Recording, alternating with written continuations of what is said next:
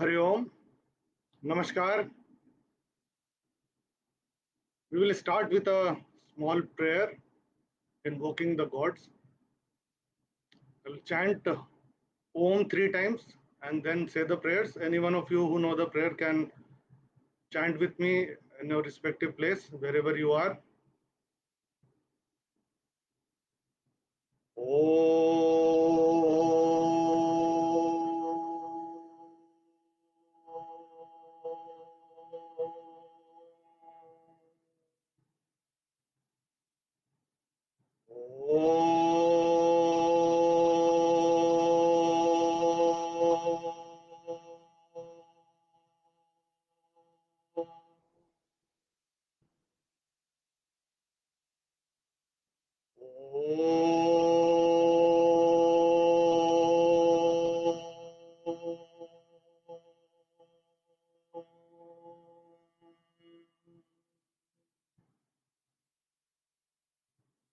ॐ सहना भवतु सहनौ भुनक्तु सह वीर्यं करवावहै तेजस्विनावधीतमस्तु मा विद्विषावहै ॐ शान्ति शान्ति शान्तिः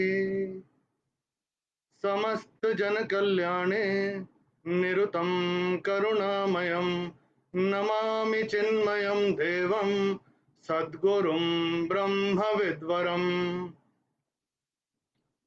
ॐ पार्थाय प्रतिबोधितां भगवता नारायणेन स्वयं व्यासेन ग्रथितां पुराणमुनिना मध्ये महाभारतम् अद्वैतामृतवर्षिणीं भगवतीम् अष्टादशाध्यायिनी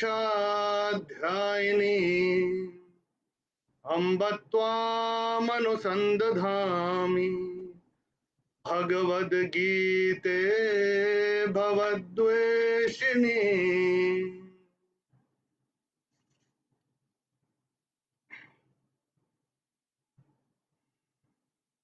In my talks, seminars, and workshops, the first question that I ask the attendees is how many of you have Bhagavad Gita at your house?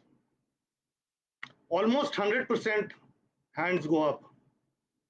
My next question is how many of you have read it? 50% of the hands go down. Followed by the next question, how many of you have understood it? The 50% of the balance 50% go down. And my next question is, how many of you implement Bhagavad Gita in your own lives? Almost all the hands go down. So Bhagavad Gita is the most powerful scripture and it is our gift to the world. It's about 2300 years old, written 2300 years before, and it is not a book. More importantly, it is not a religious book. It's part of the epic Mahabharata, and it comes in the Bhishma Parva of Mahabharata, chapters 23 to 40. And it is the most read, researched, revered, and respected scripture that we have given to the world. most of the personalities or celebrities or people who have succeeded in life have been implementing Bhagavad Gita in their own lives. Mahatma Gandhi is one such example. So Mahatma Gandhi used to read Bhagavad Gita, and his tryst with Bhagavad Gita happened when he was in London. And at that point in time, he was reading Bhagavad Gita in the English form, which was called the Song Celestial, written by Erwin Arnold. And at the same time, his theosophical friends, the Olkut brothers, they were from Germany. They were reading the Bhagavad Gita original text in Sanskrit. And they came across a phrase, a words, which they were not able to decipher. And they thought that Mahatma Gandhi, being Indian, let us seek help from him. He must be knowing. And they approached Mahatma Gandhi. And Mahatma Gandhi knew nothing about the Bhagavad Gita in the original form. And he recorded in his autobiography, and that is the day I took upon myself that I'll read, understand, and implement Bhagavad Gita. If it is done by the whole world, why not me? And he started reading the Bhagavad Gita. And then he wrote a lot of a book on Bhagavad Gita. He started implementing Bhagavad Gita in his own life. Every day when he used to go to sleep, before going to before going to sleep, he used to read Bhagavad Gita for at least 45 minutes. And he said that during the freedom struggle, when the times were so testing, whenever there was a challenging situation posed at him, he used to open the Bhagavad Gita at random and read a verse. And from that one verse, he used to get his answer or the solution to the problem at hand. And he also gave that phrase, be the change that you want to see in the world. And that takes me to my first verse of the Bhagavad Gita. And just to give you a small background again, Arjun was the Arjun who had seen only the eye of the bird when Dronacharya has taken them to the forest. Arjun was the same Arjun who had pierced the eye of that fish when no one else was able to do it in the Draupadi Swayamvar. He was the same Arjun who was not given to the greed, or he was able to hold on to his integrity when Urvashi approached him when he was there for the Divyastra in Swarg, and when he went to meet Lord Indra. And he was the same Arjun when he has not lost any battle till date. And he had also accumulated a lot of wealth. And that is why he was also called Dhananjaya. The same Arjun in the battlefield of Kurukshetra was totally deluded. He keeps down his weapons, he अपने शस्त्र रख देता है और वो बैठ जाता है. भगवान श्री कृष्ण को बोलता है कि I am not able to fight this war because अगर मैं जीता तो हारा, हारा तो मैं हारा ही. If I win, I lose. If I lose, I lose any which ways. So why should I fight this war? And that is when Bhagwan Shri Krishna, who started as his charioteer, became his teacher. And he started to tell Arjun how to come out of this delusion, because Arjun, as a student, confessed that I am not able to think straight. Please let me know, hey Mahabaho, hey Rishikesha, please let me know what is to be done in a situation like this. And most of us have our own success stories. Yes, no? Still, there are times which are challenging, and we are in the same situation as Arjun was in the battlefield of Kurukshetra, totally deluded, not able to take the decision on what is right and what is wrong. And that is where Bhagavad Gita comes as a help. So let's start with the first verse. Uddharedatmanatmanam natmanam avasadayet atmaiva hyatmano bandhuhu atmaiva ripuratmanah. This is verse number 5, chapter number 6. And it says, Atmaiva hyatmano bandhuhu atmaiva ripuratmanah. It says, Uddhare Datmanatmanam Natmanam Avasadayet. It is only you who will decide whether you elevate yourself or you degrade yourself. It's only you who will decide whether you elevate yourself or you degrade yourself. Why? Because you are your best friend and you only are your worst enemy. So, on that pretext, let us understand that whatever be the change that you want to see in the world is from these words of Mahatma Gandhi. I am going to give you two concepts today. One I call the swag, SWAG. So, if I have to have swag in my life, so I should know what swag is. And the second concept is the VIPs. So if I have to become a VIP, I have to have swag in my life. As simple as that. So swag stands for, S stands for success or succeed. If I have to succeed, then what I need to do. And there is a concept in Bhagavad Gita and it comes in different chapters. It is called Yagna Dana Tapaha.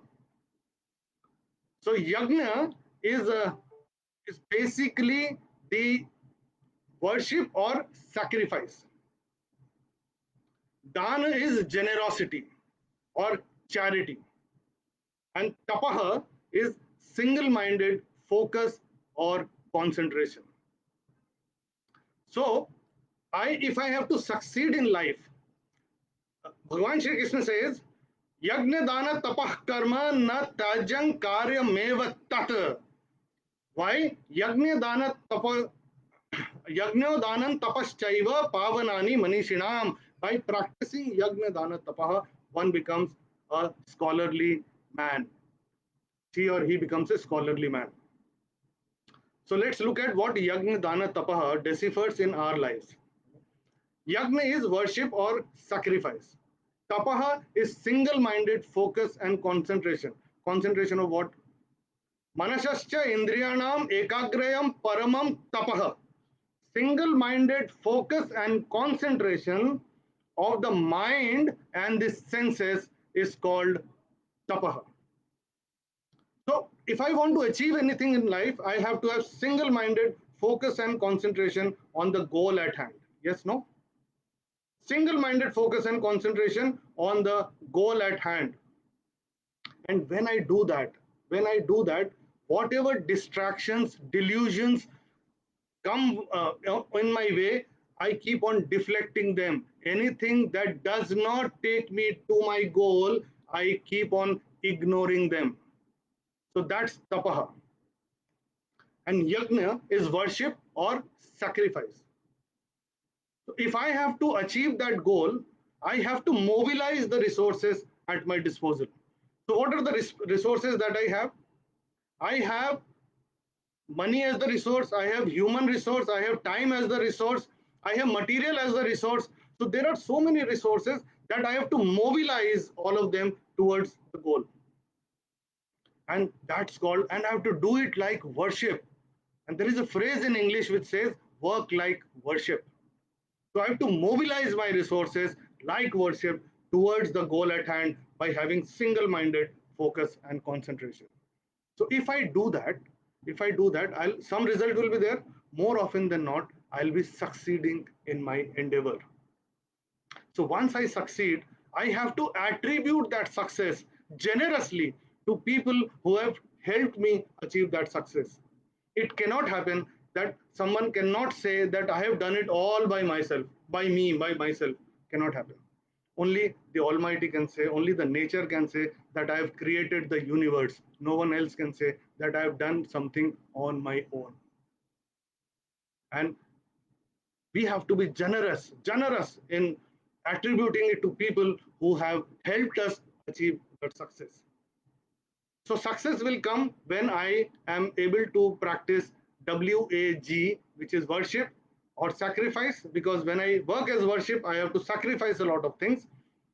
Austerity or penance, single-minded focus and concentration on the goal at hand, and I have to be generous and I have to be charitable. So that's swag for you. So how do I achieve that swag? How do I achieve that swag? So to achieve that, I'll give you another concept which is called the VIPs. DAVIPS. The VIPs. D stands for the doer or the karta. A stands for the action or the activity. B stands for the vision or the knowledge. I stands for intellect, and in Hindi we also call it buddhi. P stands for patience or fortitude. And S stands for sukham, sukh or happiness. So anything that we do in life is towards happiness, isn't it? Anything that we do in life is working towards happiness. So how to achieve that happiness, or how to become successful, or how to become a VIP? So let us take the first one, D, which is the karta. So what kind of karta I should become, or what kind of doer I should become? And it says, Mukta sango naham vadi Prutyutsaha samanvitaha Siddhya siddhyor nirvikaraha Karta satvika uchyate. Says Mukta sango naham vadi. Mukta is free of. Sangha is attachment. Mukt, free of sangha, free of attachment. Mukta sango anhamvadi. Anhamvadi is ahankar, free of ahankar, which is ego. Free of attachment and free of ego. Mukta sangona hamvadi dhrutyutsaha samanvitaha, full of dhruti and utsaha. Dhrutyutsaha samanvitaha, full of dhruti and utsaha. Siddhya siddhyor nirvikaraha. Siddhya is success. Asiddhya is when I don't achieve success. Or Siddhya is I achieve result as per my expectation, and Asiddhya is I don't attain results as per my expectation. Siddhya siddhyor. So whatever is the result, whether I succeed or I don't, nirvikaraha. I am not perturbed. I am able to hold on to my equipoise, maintain that equipoise. That is the kind of doer I should be. Hanumanji, when they were down south and Mata Sita was to be looked at where she is and was to be found, because if I have to go and if Lord Ram had to go and fetch her, then one has to know first where she is. And they were contemplating on as to who will go to Lanka, because a sea has to be crossed. Hanumanji said, I'll go. Okay. So when he was going, Bhagwan Ram gave him his ring to be given to Mata Sita. And Hanumanji goes, and once he goes, he burns down Lanka, then he meets Mata Sita, and then he also comes back. And Bhagwan Ram asks him, how did you do that? How did you cross that sea? Of all the places, how do you cross that sea and go there? And Hanumanji says that I didn't do anything. The ring that you gave to be given to Mata Sita had Ram inscribed on it. I drew my strength from that ring. Okay, but how did you come back? He said, when I gave that ring to Mata Sita, she gave me her Chudamani to be given to you. I drew strength from that. So I didn't do anything. So that, see the enjoyment, see the utsaha. See the utsaha. And I didn't do anything. Siddhya siddhya or nirvikaraha. Anahamvadi. No ego attached. No attachment. Mukta sangha. Again, when Lakshmanji was hit by that missile, that Shakti Ban, and he was lying unconscious, and the doctor or the Vaidya says that he required Sanjeevani Booty. Now, Sanjeevani Booty was in the up north. The battle of Ramayan was happening in down south, Lanka. So they were again contemplating as to how to get from that distance. And Hanumanji again came forward that I'll do it. Ramji said that, okay, you will do it, but how fast can you do it?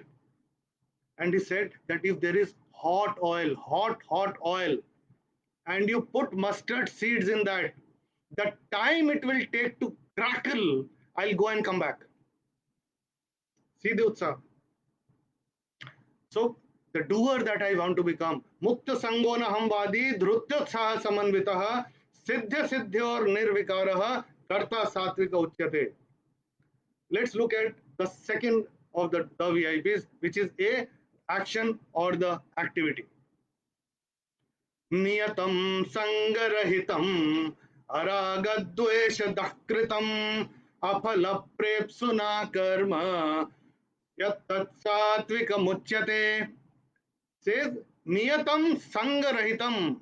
Niyatam is niyat karma, which is our obligatory duties. So what are the obligatory duties? Yagni dana tapaha, WAG. Niyatam sangarahitam, and that obligatory duty is to be done without any attachment. Sangarahit, without any attachment to what? Niyatam sangarahitam aragadvesha dakritam. Aragadvesh, without any rag and dvesh, without any love or hate. Because the moment I start loving or hating something, I develop a personal bias. So my obligatory duty is to be done the way it is meant to be done, without any love or hate. Aragadvesha dakritam aphala prepsu na karma yattat satvika mutyate. And how it is to be done? Aphala prepsu na karma, without hankering about the result. Aphala prepsu, without hankering about the result. Just imagine that there is a convict who of a murder, and there is a soldier on the border. There is a convict, and the judge announces a life sentence or a death sentence to this convict. But the government announces Paramveer Chakra to this soldier. The karma, the action or activity performed is the same, killing of people. Both have killed people, but one is given death sentence and one is given Paramveer Chakra. So it depends किस भाव से I have done that action or activity. So niyatam sangrahitam, it's my obligatory duty. That soldier, for him it is the obligatory duty to safeguard the motherland, and he is given a Paramveer Chakra. So I have to understand, without any rag and dvesh, without any hate or without any love, and without any expectation to the fruit of action. Niyatam sangarahitam aragadvesha dakritam aphala prepsuna karma yat tat satvika mutyate. Let's look at the third one, which is called the V or vision or the knowledge. So why is knowledge important? So in the third chapter, Bhagwan Krishna clarifies, and he says, Sarvam karma khilam partha jnane parisamapyate. That, hey Arjun, any action or activity that we do is on the basis of the knowledge we have. The culmination of all action or activity is basis the knowledge one possesses, and hence knowledge becomes very important. And it says, Sarvabhuteshu yenaikam bhavamavyayamikshate avibhaktam vibhakteshu satadjnanam vidhi satvikam. Sarvabhuteshu yenaikam bhavamavyayamikshate. Sarvabhuteshu, everything that has come into being. Yenaikam bhavam avyam ikshate. Yena ekam bhavam avyam ikshate. That everything that has come into this being, when we look at through our naked eyes, we see differences all around. We see differences all around. I'm told there are a lot of teachers here. So any class that you take, all the students in the class are not the same. In fact, everyone is different. And even a man is different from the woman. A man is different from another man. A chair is different from the table. A plate is different from the spoon. A tree is different from the plant. Even two leaves of the same tree are not identical. Even two identical twins are not identical. 100% identical. So if we look at from our naked eyes, we look only at the differences. But there is one common thing that binds everyone. That one common thing that binds everyone. Sarvabhuteshu yainaikam bhavam abhyayamikshate avibhaktam vibhakteshu, and that is not even divisible. That one ekam bhav is not divisible. Avibhaktam vibhakteshu, it cannot be divided. One who is able to look at these things has is known to have the right kind of a vision or knowledge. So there are students who come to me when I am teaching in a school or wherever I am, or even if I am working in a corporate kind of a setup. So everyone who comes to me or everyone who is working with me, or I am to teach anyone, have the different background, different cultural background, different educational background, different understanding level, and different attitude. But if I start looking at differences, it will not be giving, I will not be able to give 100% to them, or I'll not be able to achieve the objective that I want to achieve, because my objective can be attained only when everyone performs. As a teacher, my appraisal will happen when my class performs. The sum total of the class will be my achievement. So I have to look at the similarities. I have to look at the course material that I have to give to the students and the way it is to be given. Not that I, someone who is more important, more intelligent, I spend time with him or her. Someone who is not, who has difficulty in understanding, I don't spend time with him or her, saying that he or she is a gone case, because ultimately it is going to affect me only, my performance. In a corporate setup, I cannot say that I have people working from different backgrounds, and hence I am not able to work with them. Some people don't have the understanding, some people have more understanding. So I cannot, so what I have to do, I have to look at is the objective that I am working for. So if the objective is profitability of the organization, if the objective is performance of the students, and hence performance of the teacher, and hence the performance of the school, then I have to look at something that binds everyone together. That if everyone is able to deliver, I deliver. If everyone does not deliver, I don't deliver. My school doesn't deliver.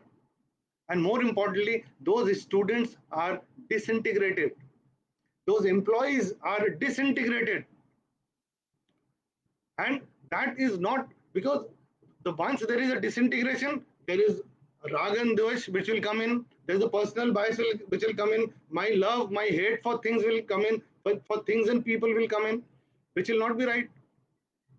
Which will not be right.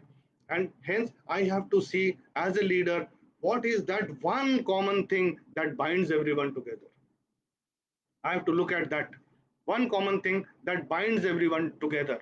Sarva bhuteshu ye naikam bhavam avyayamikshate avibhaktam vibhakteshu tad jnanam vidhi satvikam. The mool mantra of this kind of a leader, this kind of a person, this kind of a teacher is integration. How to integrate people for the larger benefit to achieve the objective. Because together we win and divided we lose. Together we win, divided we lose. So integration is something that has to come, and it will only come when I know what is the goal that I'm pursuing, and everyone I'm working with is clear of the goal that is being achieved or that we are trying to achieve as a team, and everyone knows that what is his or her role in that. Only then that engagement will come in, the productivity will go up of any organization, the productivity will go up. Everyone will feel important that if I don't do my duty, the productivity of the larger cause will come down. So I have to do mine. So that is the biggest motivator, isn't it? So V is vision or knowledge. Let's come to the third one, fourth one, which is I, or which is also called the intellect, and in Hindi we call it buddhi. In Hindi we call it buddhi. uh, प्रवृत्तिंच निवृत्तिंच कार्ये भयाभये बंधम मोक्षं च या वेत्ति बुद्धिः सा पार्थ सात्विकी. It says, and what is buddhi? So before we start, what is buddhi? Buddhi is to convert the knowledge into action. To convert the knowledge into action is called buddhi. Okay. So I may have a lot of knowledge, but if I'm not able to put that knowledge into action, then that knowledge is of no use. So, for example, someone goes to a doctor and he or she says that I have this kind of symptoms. I'm experiencing this, I'm experiencing that. And if the doctor is not able to diagnose, basis the symptom, what is the cure or what is the remedy, then that knowledge, because he's a qualified doctor, that knowledge is of no use. So putting knowledge into action is called buddhi. And it says pravrittincha nivrittincha, the buddhi or the intellect that helps me decide pravrittincha, when to pursue, what to pursue, when not to pursue. Pravrittin is to pursue. Nivrittin, when to retract, when not to pursue.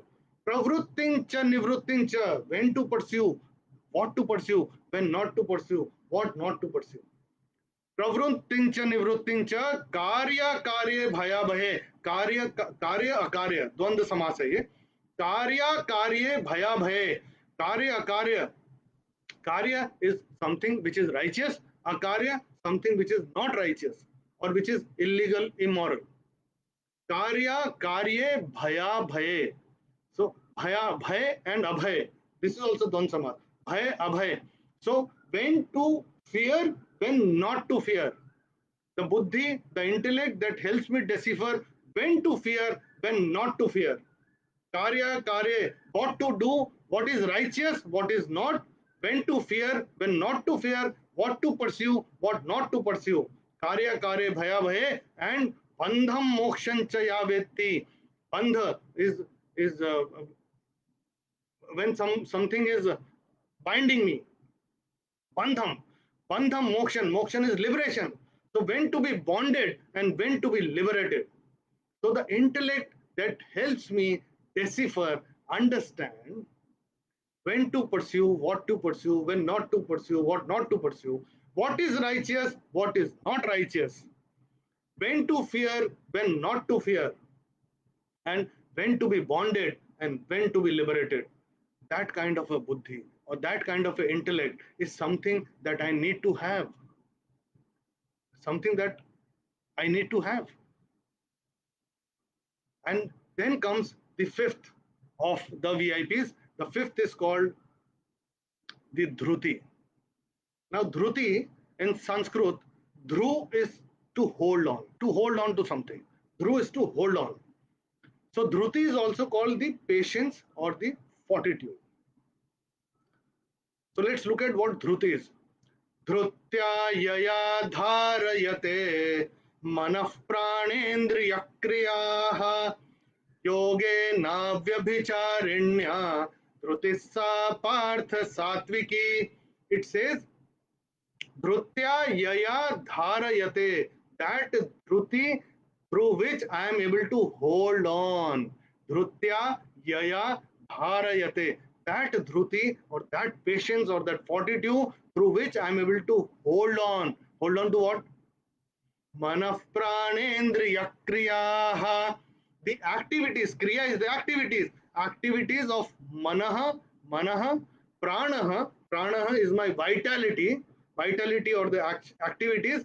Pranaha and indriya are my sense organs, I'm that dhruti through which I am able to hold on to the activities of my mind, my vitality, and my sense organs. And how do I do that?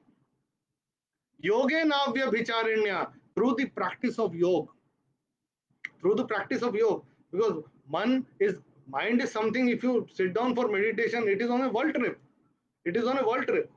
So it does not come and sit in one place. So you have to practice. It has to be practiced over a period of time. And only then one experience that patience or the fortitude. So let me give you an example. Every one of you must be knowing Rahul Dravid.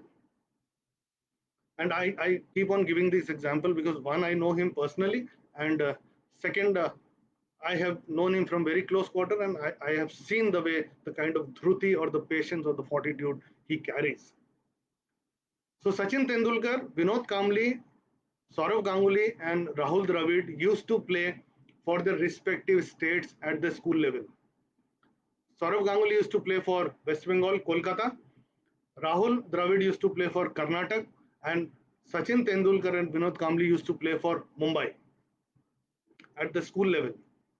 Sachin Tendulkar got selected in the team at the age of 16 years and 205 days. 16 years, at the age of 16 years, Sachin Tendulkar got selected for the national cricket team. Almost at the age of 18 years, Vinod Kamli got selected. And at around 20-21 years, Saurav Ganguly also was selected for the Indian team. Rahul Dravid was not. Rahul Dravid was not. And did he had the same skill? Yes, he did. Now we know that he did. Did he have the same will? Yes, he did. Maybe more. Maybe more. Because Rahul Dravid got selected in the Indian team at the age of 23. 1995, he got selected to play for India. And the first match that he played for India was at Lords, the first test match. He scored 95 in his first test match. And the rest is history, as they say. So just imagine, you're playing with people who are getting selected to the goal that you are pursuing. They're already there. And you wait and you have belief and you have faith in whatever you're doing for 7 long years. 16 years Sachin Tendulkar gets into the team and Rahul gets into the team at the age of 23. 7 long years. Dhruti, just see Dhruti, that I know that what I want to achieve. I have faith in what I am doing and I have belief, which is more important. And I am able to hold on to the activities of my manaha, pranaha and indriya so that it does not get distracted. It's very easy to give up. 7 years. How many of us have it in us to wait for 7 years? धृत्या यया धारयते मनः प्राणेन्द्रिय क्रियाः योगेनाव्यभिचारिण्या धृतिस्सा पार्थ सात्विकी. And now just come to think of it, if I am the right kind of a doer and I know what is the right kind of activity, and to do that activity I possess the right kind of knowledge, and through that knowledge I am able to put it into action or put my knowledge into action. But result may come, result may not come because the output is not in my hand. Result may come, result may not come as per my expectation because it is not in my hand. It is not in my hand. And hence it is required to have, I should be having the right kind of dhruti, the patience or the fortitude, whatever I am doing. And only then I have to, maybe if I'm not getting the result, I may have to change my input. I have to change my input. I have to tinker my input accordingly to get the right result. But I have to have belief in what I'm doing. And more often than not, people give up midway when they don't achieve success in the time frame that they have decided. That's called attachment. That's called attachment. Sangha. So we say that Sangam Tyaktva, now attachment, giving up of attachment. What is attachment? Attachment is insistence on fulfillment of the desire the way I want it. So that's attachment. So I am saying that this should happen this way within this time frame through these resources. Doesn't happen and I get dejected. So attachment is something that the insistence on fulfillment of desire the way I want it, and it comes from what? The ego. So mukta sango na hambadi, I have to give up my ego first. I have to be very, very rooted to whatever I'm doing. And I should have faith in whatever I'm doing, the belief in whatever I'm doing, that whatever I'm doing is the right thing, is righteous. Karya karya bhaya bhay, and I'm fearless. Hence I'm fearless because I know whatever I'm doing is right. So I have to become the right kind of doer to do the right kind of activities through the right kind of knowledge. And converting that knowledge into action or activity, which is called buddhi. Success may come, success may not come. Siddhya siddhyo nirvikara. I should not be perturbed. Success may come, success may not come. And hence, I have to have dhruti. I should be able to hold on to my beliefs. And I have to hold, and for that, I need to practice meditation, yoga. Only then I'll be able to control my mind, my senses, my vitality, my action or activities, my kriya. And then it leads to the fifth virtue, which is called the sukham or happiness, which is the ultimate aim of life. And Bhagwan says, Sukhantu idanin trividam shrunu me bharatarshava abhyasadra mate yatra dukkhantancha nigachati. So he says, first he clarifies what is sukh. What is sukh? Abhyasadra mate yatra dukkhantancha nigachati. It says that dukkhantancha nigachati, end of sorrow is the start of happiness. End of sorrow is start of happiness. So how do I end my sorrow? Okay. Now happiness here is not enjoyment. What is the difference between happiness and enjoyment? So enjoyment is something that is dependent on an external object, a place, a thing, a being, or an event. A place, person, thing, being, or event. If my happiness is dependent on that, that's enjoyment. Happiness is what? When it is not dependent on any external stimulus. So my reaction to any situation is the same. I have attained a level where I am able to maintain my equipoise. Only then I'll be able to be happy. And that is called the state of bliss. That's called the state of bliss. That whatever happens, if I know that it is not in my hand, then, and hence I am not perturbed. So whether there is a birth in my family or there is a death in my family, both are not in my hand. But my reaction to the situation is the same. See, in the same situation, two people will have two different reactions. Or the action of two different people to the same situation, response of two different people to the same situation is not the same. Is not the same. And that depends on the stage of evolution a person is. In the VIPs, what is his knowledge base? What is his vision of life? How is he? What kind of a doer he becomes? What kind of action or activity will he do? You see, we have seen people living on impulses, isn't it? We see that he is living on impulses. And there are people, isko to kuch nahi hota. He's not perturbed. He's a cool guy. So there is a term in English, everything people will call cool. And we say he's a cool guy. Why we say that he is cool? Because he is not perturbed. He or she is not perturbed by whatever is happening in and around, if that thing is not taking him or her towards his goal or her goal. So that's happiness. That's happiness for you.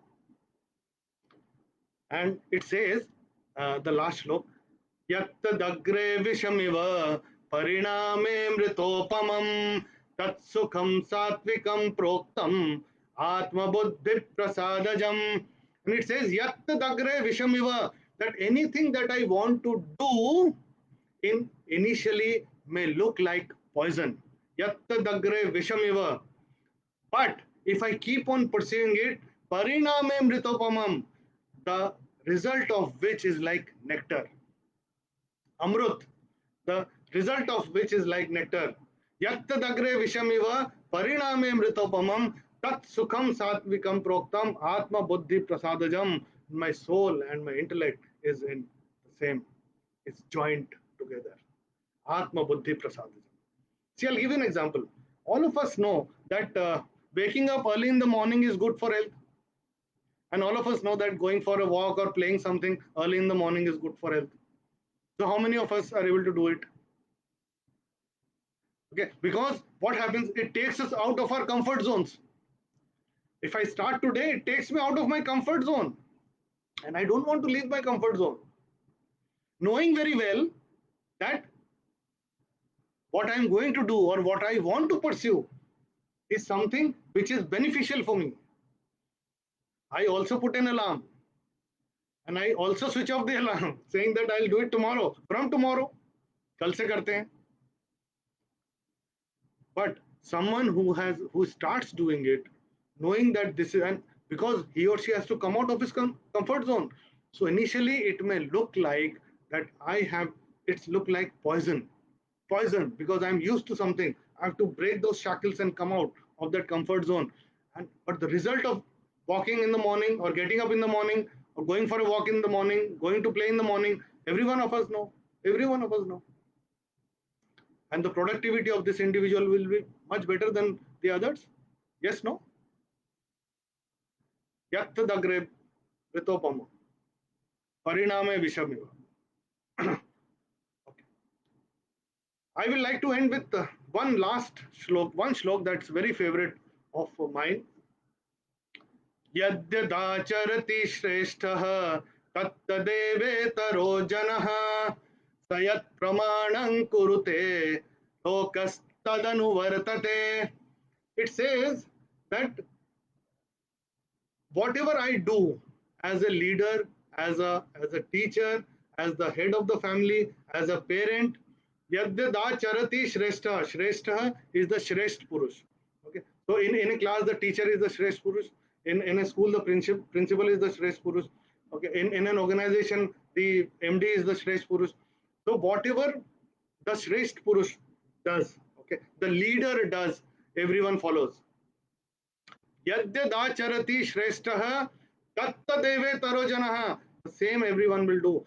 Sayat pramanam kurute. Whatever I give as praman as a leader, whatever I give as praman as a leader, lokas tadanu vartate. Everyone else follows.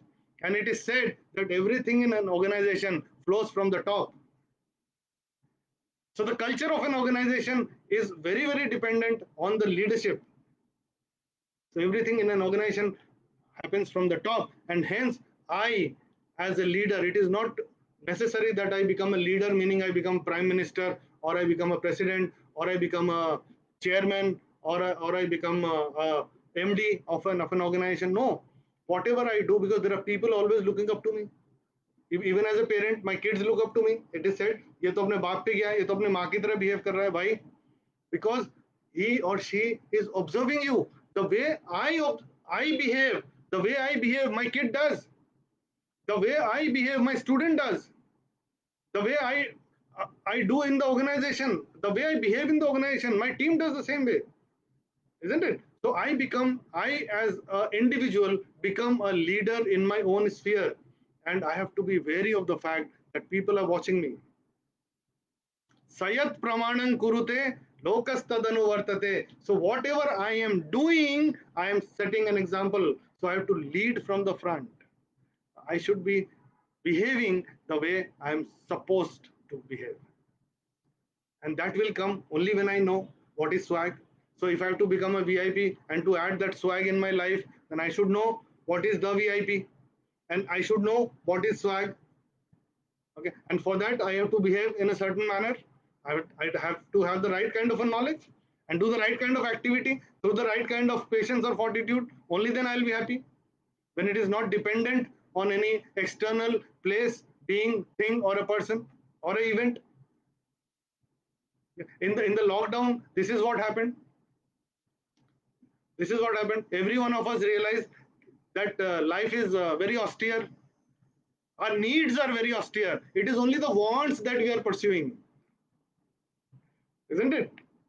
And I used to joke with someone, with one of my colleague, that in this lockdown period, someone who has a stomach full of grain, a cloth to hide himself, and a roof over his head is the richest person. And I hope every one of you have realized. So our needs are very austere, our wants are something that, and that emanates out of either of the sense organ, of the five sense organs. So there are five Pandavas which are there in our body, the five sense organs. But those five Pandavas are continuously being distracted by the 100 Kauravas.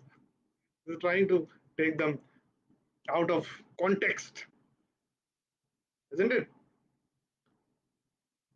Thank you so much. I enjoyed bringing this session to you. In case anyone has any question, I am. I'll try and answer.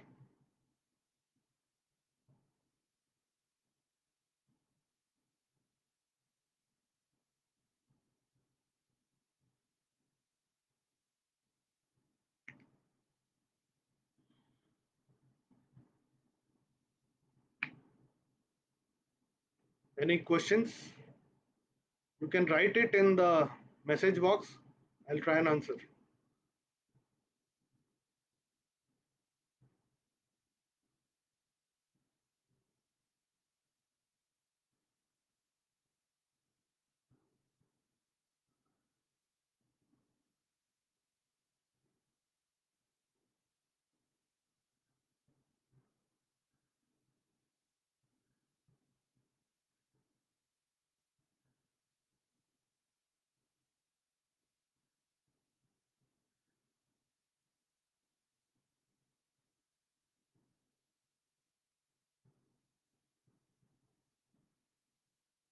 So someone wrote Gita and Ramayana gives us answers to all our questions. Yes, they do. Yes, they do. So, but we have to engage with them. We have to engage with them. We have to learn. We have to decipher. And through our, when we were researching about Bhagavad Gita, if it is the most researched, read, revered, and respected scripture, and it is our gift to the world, why we don't engage with it? Because more often than not, Sanskrit has been withdrawn from the school, and people are not able to engage with Bhagavad Gita. People are not able to engage, and that is what we are trying to do. We are trying to bring Bhagavad Gita the way, so that we are able to engage with it.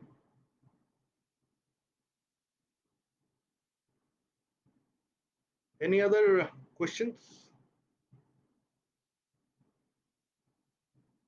Thank you so much.